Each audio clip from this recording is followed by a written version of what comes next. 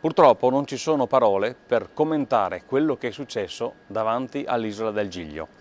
Alle vittime di questa tragedia e ai loro familiari va tutto il mio cordoglio e tutta la mia vicinanza. Per quanto riguarda i danni ambientali, questi sono ancora tutti da accertare, ma come ha detto lo stesso ministro all'ambiente Clini, purtroppo ci si attende il peggio. Se una cosa dobbiamo imparare da questa tragedia è che bisogna fare tutto il possibile perché non ne accadano più di simili.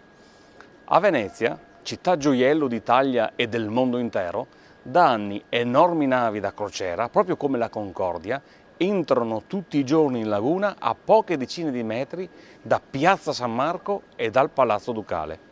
Si tratta di una situazione gravissima che in caso di incidente, come ci insegnano i fatti di cronaca di questi giorni, potrebbe causare un autentico disastro.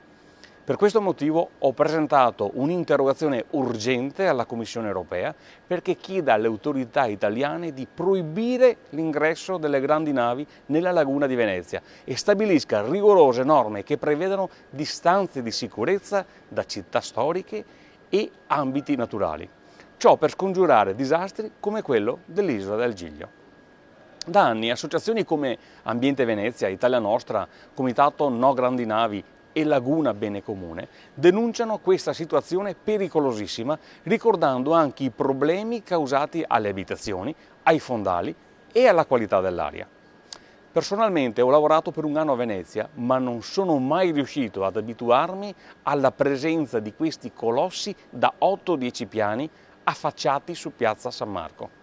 Non oso pensare cosa potrebbe accadere in caso di incidente, ovvero se un colosso da oltre 114.000 tonnellate urtasse ad una certa velocità Piazza San Marco con, a pochi metri, l'antico Palazzo Ducale. E non è finita qua. Purtroppo la direttiva europea sul trasporto marittimo consente l'utilizzo di combustibili molto più inquinanti di quelli usati per l'autotrazione. Pensate che i 7 motori di cui dispone ogni nave come questa inquinano come 14.000 automobili a motore. Credo sia arrivata l'ora che l'Unione Europea, per città come Venezia, stabilisca norme particolari obbligando l'uso di combustibili marittimi meno inquinanti per evitare di trasformare questa città, questo gioiello, in una vera camera a gas.